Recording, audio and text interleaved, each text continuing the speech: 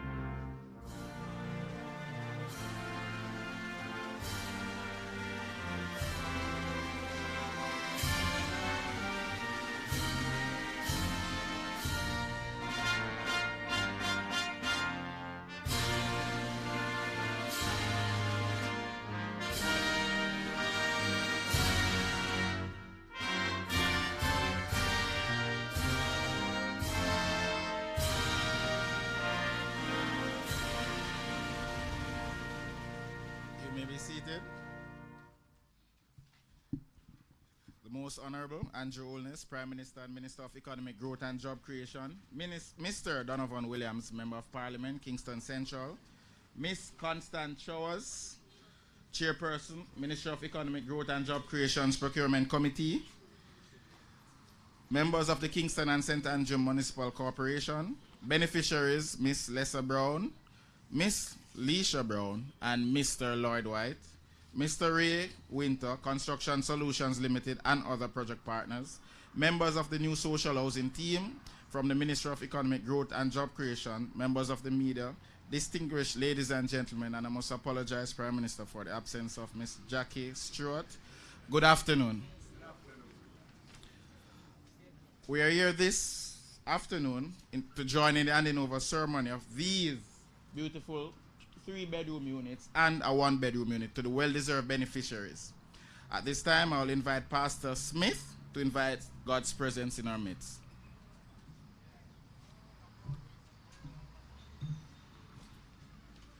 Can I invite us to stand for a word of prayer?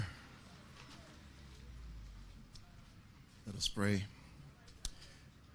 Our Father who art in heaven, we are so grateful to you for your mercy and your grace. Today is a special occasion for persons who will be receiving their new homes. Lord, we are so grateful to know that we can experience this kind of joy here on earth, because you have also promised that you have a home prepared for us in heaven. As your word says, you have gone to prepare a place for us, and one day we shall live with you forever. So until that time, we are delighted for your mercy that you bestow upon us and for the leadership of our country, who continue to work hard to see the members of society having a place to live. Pray that you will continue to guide them in their efforts and bless them and bless those who become new homeowners. And we thank you so much for hearing and answering our prayer. In Jesus' name, amen. You be seated. Thank you, Pastor Smith from the North Street SDA Church. And ladies and gentlemen, at this time, please put your hands together and help me to welcome your Member of Parliament, Mr. Donovan Williams.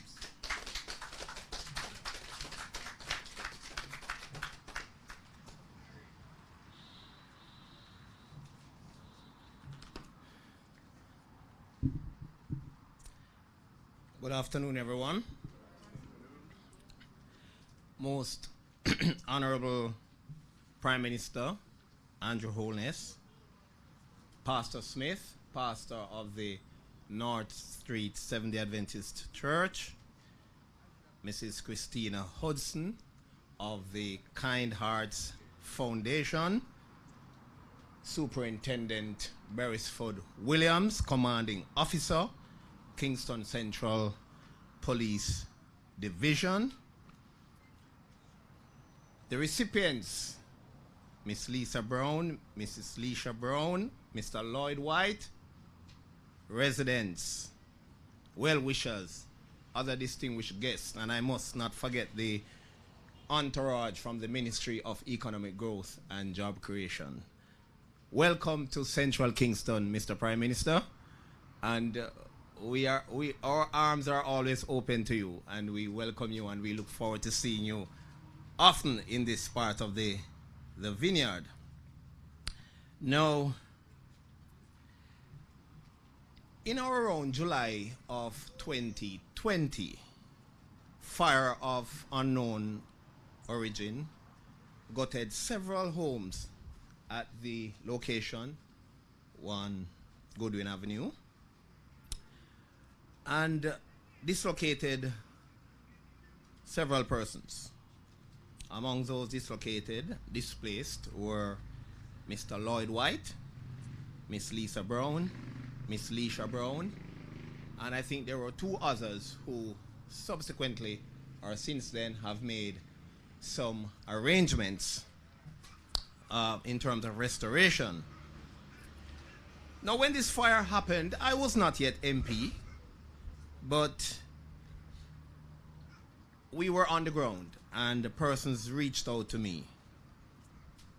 And in the immediate aftermath, my team and I, we organized and provided immediate relief in terms of, foodstuff, toiletries, among other things.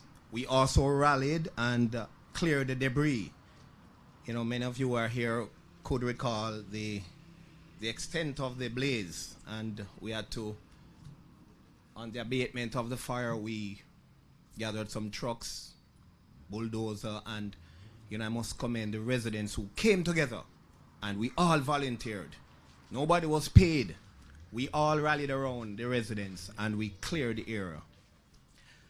But I knew we couldn't have just stopped there because, of course, these persons were now homeless. And they really didn't have the means to get back on their feet. Lloyd, I can take the liberty. I know you were sleeping outside on a makeshift bed. Isn't that so? And I know you don't have any problem me telling the people that. Because you called me and showed me it. And said, this is where I'm staying, Mr. Williams. I know, Lisa, you had to move in with your sister and your relatives with all the kids, 4 kids. That was very challenging for her, And I know the circumstances were not ideal. And we do not want to lament the circumstances, but even Leisha, she had to move out and her kids were all over the place. And it's not good to have your kids staying with different locations with relatives. So it was really, their life had really been upstaged. And so we thought we couldn't leave it there. And so when I learned of the new social housing program, it was a welcome relief. And so I reached out to the Prime Minister's office and I recommended these persons. And of course, immediately, I can recall Mr. Barry Morgan of the new social housing program unit. He called me. And I think that was when I was meeting you for the first time, I think. Yes, and he called me and we took him on a tour and a site inspection. And I can tell you, he did his work. It was no longer in my hands. I recommended, the ministry took it over. And the rest is history. We are here today. And so, Mr. Prime Minister, I just want to say to you that we really appreciate this initiative, the new social housing program. And I know there is more to come. We have so far submitted, well, I know Mr. Cargill. Well, Mr. Cargill should be here. He's the MC. I should have honored him earlier, Mr. Cargill. We have a number of applications in, and I know you will be giving them some attention, Mr. Cargill. We have some other applications in, and Mr. Morgan is supposed to be visiting several others throughout the constituency. The housing stock in Central Kingston one of the reasons we're having so many fires is that the housing stock is of some vintage. It's very old, and it needs development. We need improvement, and so that is why this program is really, really relevant and important. And so we look forward to Mr. Prime Minister, you approving some more applications and making Central Kingston the place to live, work, and to raise families. Thank you very much.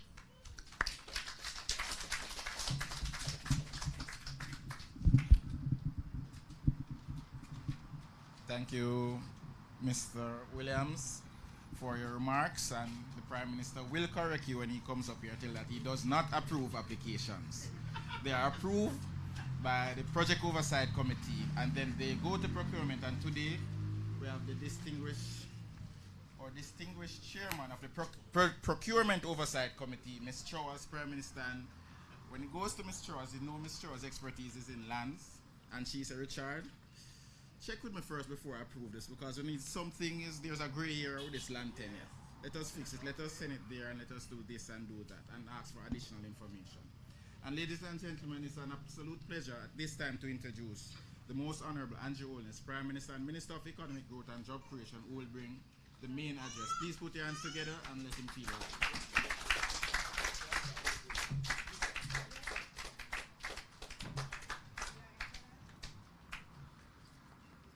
Thank you very much, MP Williams. It's so good to be in the wonderful constituency of Central Kingston. Now,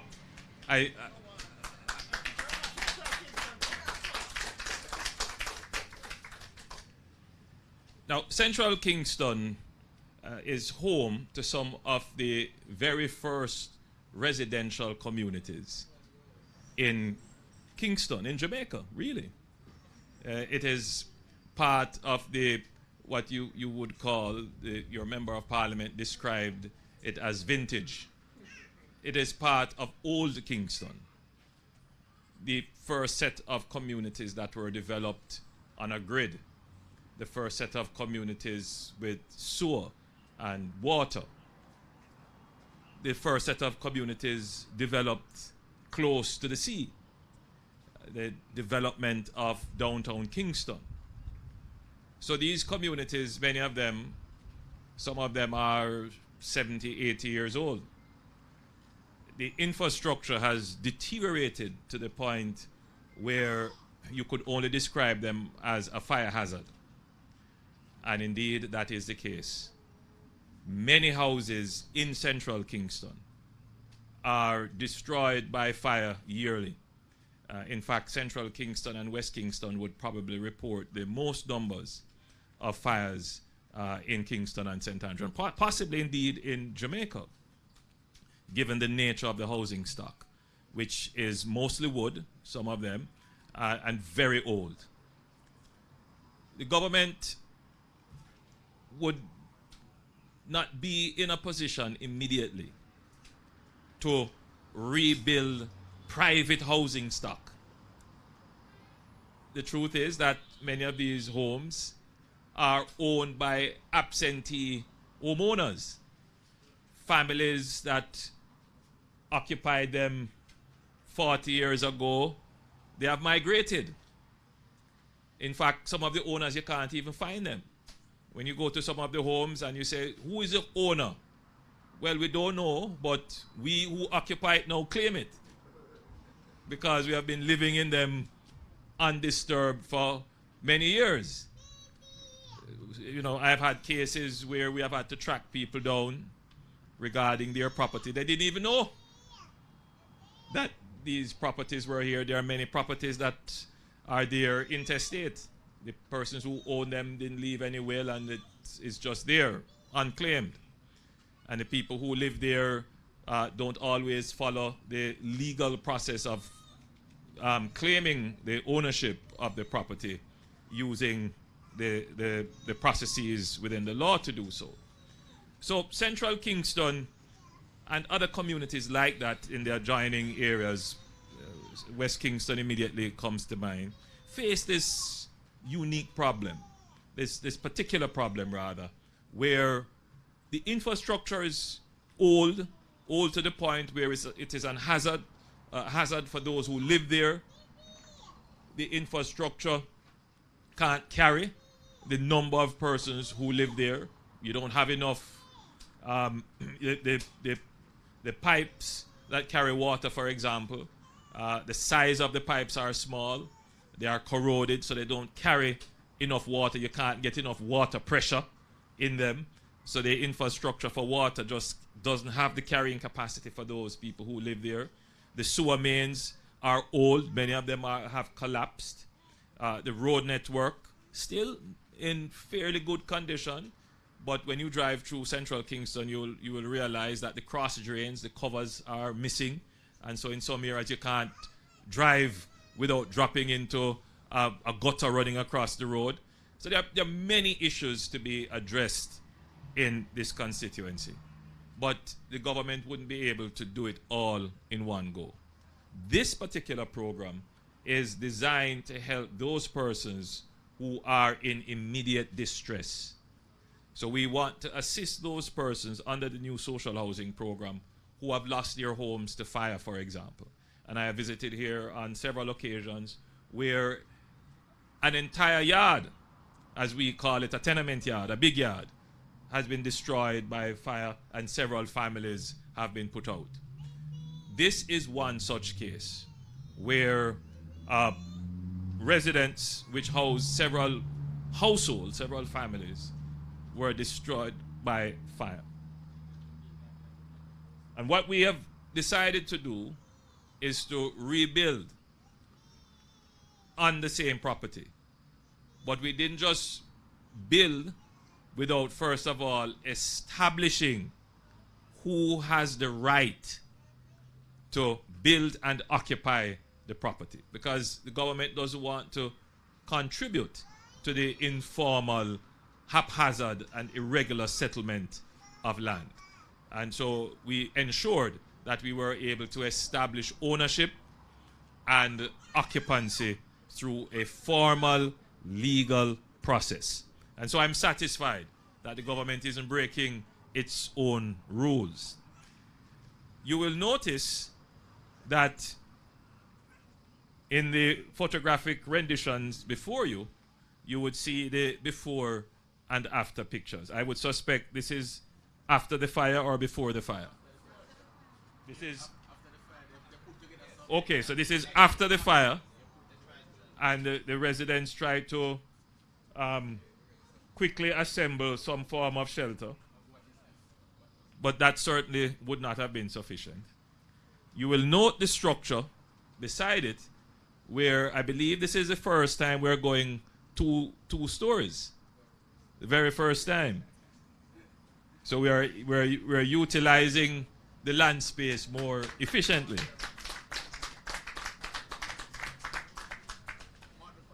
And I believe we would use this as the test case because the beneficiaries are related. Notice the close names, Leisha and Lisa. So they would live together in peace and harmony. But the picture that I want to show you, which I think would demonstrate to the viewing audience the importance of this program, is this picture right here. If it could be.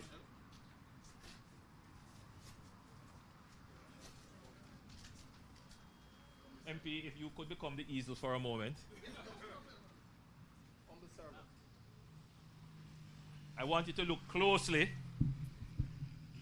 I want you to look closely right here and tell me what this is. Tell me the name of this house.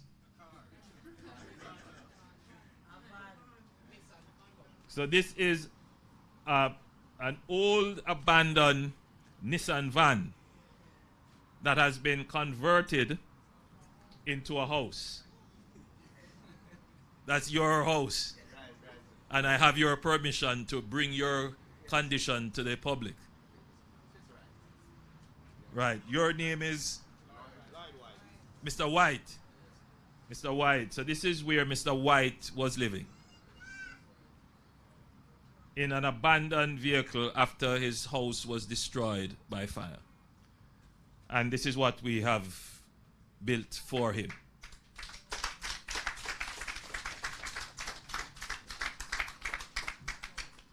So, I started out by saying that the problem in central Kingston is a huge problem as it relates to the housing stock. It's old. The housing stock is at a point where it is totally dilapidated. It poses a fire hazard to the residents and other hazards. The infrastructure that was initially built can't carry satisfactorily the number of persons who live there, particularly as it relates to water. Water pressure is very low in the area, and many persons just simply don't have reliable water supply, not because we don't have sources around, but the water infrastructure is just aged, and that has to be changed. The sewer infrastructure is aged. The roadways, yes, some of them are, most of them are in reasonable conditions. They have potholes, but they are drivable. But the supporting civil infrastructure, the drainage, the drain covers, all of those are in disrepair. So there needs to be a kind of national effort to rehabilitate the entire area. That kind of undertaking requires billions of dollars and years of planning. But it is also a very complex undertaking, because what do we do with the residents who are currently living in those situations? We would have to relocate them, find places for them to live while we are rehabilitating their property. But more than that, the properties are private properties. The government can't just move on and take people's property. We first of all have to establish the ownership. But the ownership is not well documented. Some of the owners are deceased. Some are moved overseas. We can't find them. Some of the properties are intestate. So this requires a special program to treat with this kind of urban decay that has happened in these communities. In the interim, however, we have a special program to deal with those persons who are in immediate need. For example, persons who have been displaced by fire. For example, persons whose housing conditions are like Mr. White's, where you're not living in any structure that any Jamaican could feel comfortable that a fellow Jamaican is living in that structure. In your case, you are living in a car, and your government, based upon the social conscience of the people, has come to your assistance. So what we have constructed here are two two-bedroom units, two three-bedroom units, yes. And these are at the incredible price of $6.295 million and $6.3 million. There's nowhere that you're going to get three-bedroom units selling for that price. Amazing. Nowhere. And these two units will benefit Leisha and Lisa. Lisa has 3 kids. 3 children. 4. Lisa, that is L-E-S-A, that's how your Lisa is spelled. You have 4 kids. And I have 3 here. Oh, well, 4 kids. And then Leisha has 5 kids. So the households are quite sizable, hence the 3 bedrooms. But these households now have the benefit of proper housing. But more than that, they now have an asset that will help them to break intergenerational poverty. There is a base from which their children can build. You know the big difference it makes to have housing, shelter, that if it is raining, if there is flooding, that you are protected from the elements, that you can come home in comfort, that there is some level of privacy and security, that you can study and do your homework. You know how that lifts the spirit and give confidence to our children and allows them to focus and study. We take all these things for granted, but it's so very important. And I'm expecting that Leisha and Lisa will use this asset to lift yourself and your family out of poor circumstances. And of course, Mr. White, I don't know how you do it. I really don't know how you do it. But that you have survived it and you still maintain good spirits and hope. And I'm thinking that once you are able to move in with your household as well, that this will also help you to break the intergenerational cycle. And you can also use this to ensure that the others around you also benefit. Now, having said that about the housing situation, I can't come to Central Kingston and not talk about the internecine gang war that is going on here. I use the term internecine. What it means is a long-standing, low-intensity, slow-happening conflict that is just ongoing. So it's a war, basically, a feud. That's what it comes down to. Because the genesis of it is from people who know each other, who went to school together, are in some instances related to each other, used to play football together. And for whatever silly reasons, because we mustn't give any credence to the excuses that they use. They are silly and petty and stupid. That they use those reasons to take each other's lives and to destroy the lives of innocent people. Just now I'm told that there is a drive-by shooting resulting in the person is, thank God, the person is still alive. But this is a kind of nonsense that is happening within communities in areas such as these, where young men with guns feel all powerful. Well, let me state clearly that we are not going to tolerate that. And we have established that we are going to treat with them within the law. And we have been doing so with great effect. I recall 2 years ago when it appeared as if the situation here was getting out of control and the residents were clamoring for our intervention. Of course, we couldn't get the support for a state of public emergency to be extended in the area. But we did employ the tool which we developed of the zone of special operations, which is operating within a particular area in Central Kingston, which has worked very well to reduce the conflict and bring the situation under control. But you will always have some errant and determined criminals, terrorists, whose only purpose is to spread fear in communities. You will notice that we have started to classify them as they are. They are criminal terrorists. That is what they are. And they deserve to be treated with under special provisions of the law. The freedoms that they claim that ordinary citizens have, they have used those freedoms only to create mayhem in communities.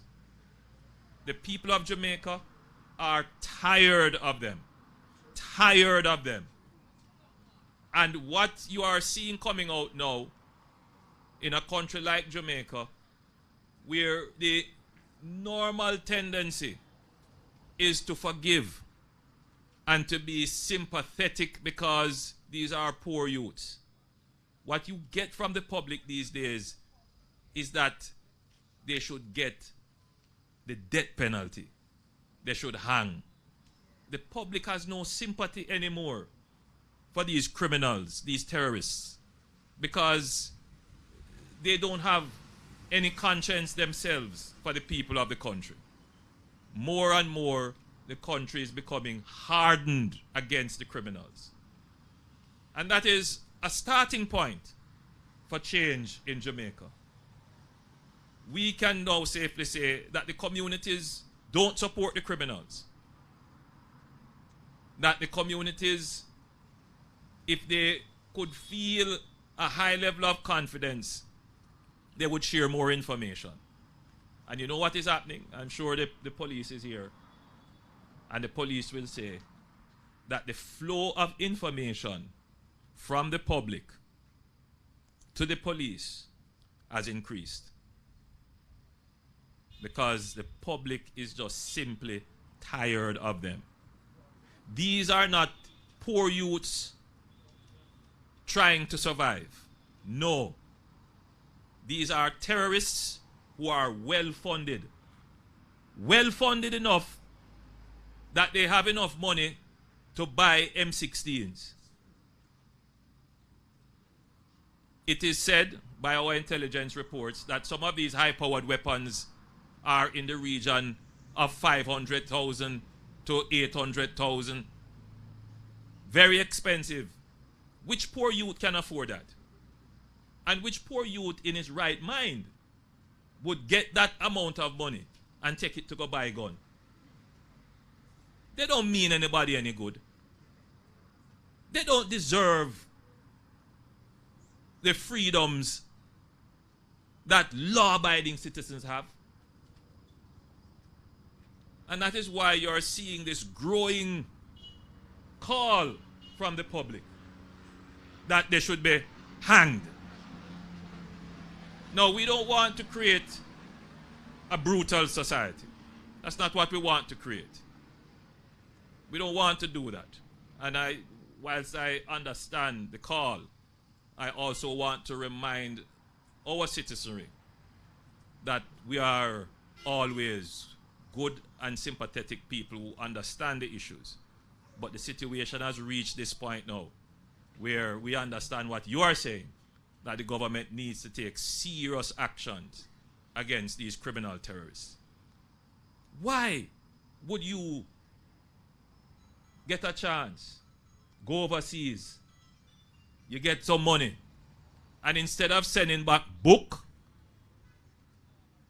and clothes and fab,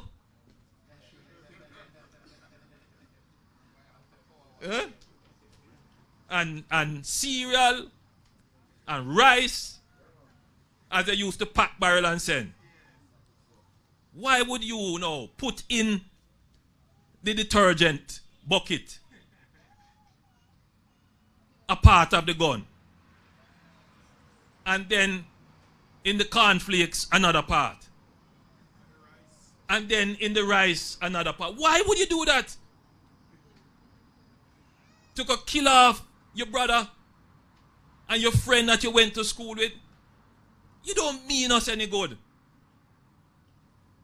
And once the public starts to be of that view, that these little criminals don't mean us any good and they should be separated, then we are on our way to solve the problem, because they will not find safe harbor and comfort in the communities. They were only able to survive because you gave them protection. You saw what was happening and you kept quiet. You saw what was happening and you didn't share any information. But now I think most Jamaicans realize that if you keep quiet about this thing, it is going to reach at your doorstep. So I say to the residents of Central Kingston, you have a role to play. Tell us the police force has improved dramatically in the last 10 years. Dramatically. Significant improvements have been made. Yes, there is always the concern about confidentiality and some police officers being compromised. But there are now secure channels, very secure channels, by which you can share information. You don't have to rely on your local station. There are private, very private and confidential hotlines and tip lines that you can call and give information. Very confidential, and we advertise them all the time.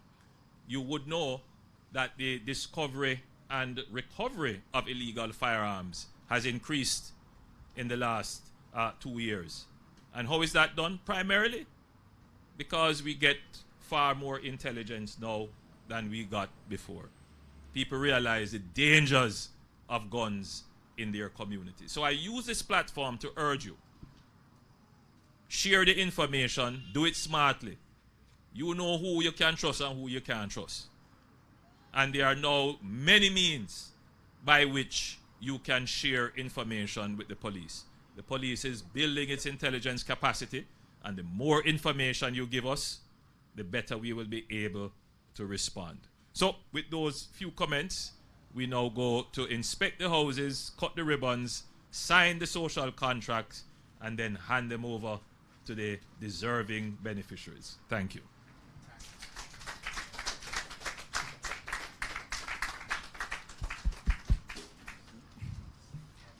Thank you, Prime Minister. Thank you, Prime Minister. Prime Minister, at this time, the permission, you want me to say thank you here?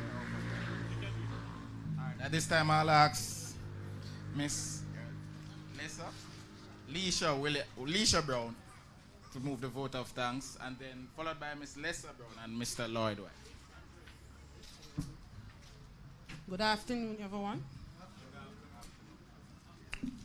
First and foremost, I would like to thank God. And then I would like to thank the Most Honorable Prime Minister, Mr. Andrew Holness. Then I would like to say a big thank you to my Member of Parliament, Mr. Donovan Williams, and also Mr. Ray Winter and Mr. Andre Ellis. I haven't seen from morning or day. First, I would like to thank my community members and those who with me throughout the ordeal from 2 years ago. And I would like to thank my well-wishers. And I would like to give God a big thanks, because without him, this wouldn't have been possible.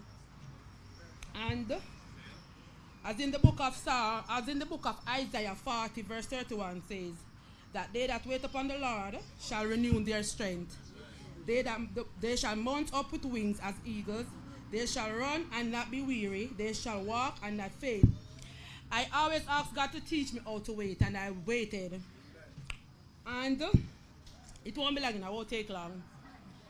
And it was a bit on and off. I don't know if Mr. Williams was tired of me, as I was putting on a lot of pressure on him. I'm bothering him. When, Mr. Williams, when? He must say, come. I say, well, I go wait and I want to say. So, him promise come true, which people always say from I was growing up that politicians them always make promises and never fulfill it. Well, this one was fulfilled, and I'll give you that thanks. And, yeah, and I would like to close.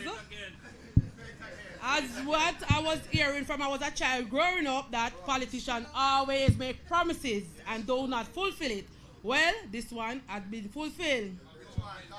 This government with my housing program, and I'm missing out something. I would like to give God a big thank you again, because when I got burned out, I never yet sleep on the floor, and I never yet go hungry, and I never yet homeless. Mr. Williams here, I remember one day here and tooting. And when I look, it was Mr. Williams. And he must say, Leisha, come here, man. Want me, you know, link me, man. You know, want some grocery? I'm say, yeah, man. And he send me somewhere. so I could get a maximum of 8 hours odd grocery, thanks to Mr. Williams. And I would like to close with the trusting of God was with me, as it goes again in the book of Proverbs, verse 3, verse 5 to 6. Trust in the Lord with all thine heart, and lean not on thine own understanding. In everything, in all thy ways, acknowledge him, and he shall direct thy path. Thank you again.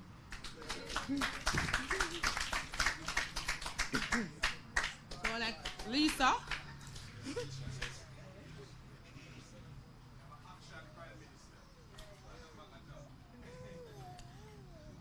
Good afternoon, everyone.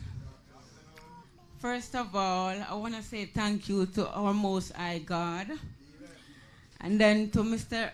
Most Honorable Andrew Holness, and to Mr. Williams, the best MP Central Kingston has ever gotten. Then to Mr. Winter and his work team that did a great job on the house. And to Mr. Barry, I want to say a special thank you to you, because you were my feet when I couldn't walk. You went up and down when I needed to go and couldn't move. I was actually bedridden at the time. So a special thank you to you, Mr. Barry, and the rest of the team, to my community members and all, friends and family, a big thank you. And my well-wishers, a big thank you also. Yeah.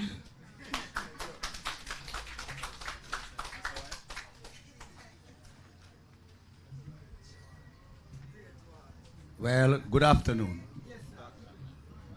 Good afternoon, good afternoon. A pleasant afternoon to each and every one who are here gathering. Because the good Lord say, where one or two or three are gathered, he's really in the midst, you know. Well, let's give thanks unto the Lord for all. But most of all, right now where we are, we have to give praise and thankful to the most honorable, the most honorable, the most honorable Andrew Michael Holness. Thank you, Mr. Holness. And more, but foremost, the great Mr. Williams, man, our General Member of Parliament, our shower of blessings. This is our shower of blessings. Thank you again, Mr. Williams. And remember a man called big shout out to Mr. Winter, our contractor. Special request to all, right? I can remember, I'm so super glad, you know, and I'm so super happy, because I can remember in 2004, I got burned down by Plumtree. Then it was the People's National Party were in power. You see, when the PMP then come, somebody wrong go tell one of them, you know, a labor right yard. You see when me look, me don't go hear them as shut up go down the road. They have business with me. I don't get a pin. And look here now, under the leadership of the Andrew Holness. Let me tell you something. Administration, look what I have received. I am super glad. I am super happy. Because great is thy faithfulness. Only believe. And I believe in the Jamaica Labour Party. I believe in the Member of Parliament. And I believe that more will come. This is just the start of a good beginning. So let's just give thanks. As my mother would say, I don't know and I don't care how I die. Why I die as a laborite. Good evening.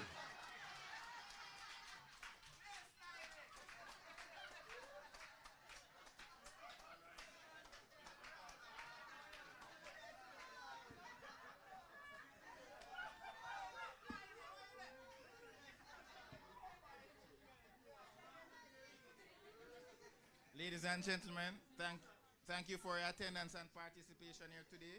We have come to the end of this part of the program and we'll join the Prime Minister, the Member of Parliament, Ms. Showers, and the beneficiaries in the sign of the social contract and the ribbon cutting events across the road. Thank you again. And thanks to the Stewart's Automotive Group for allowing us to use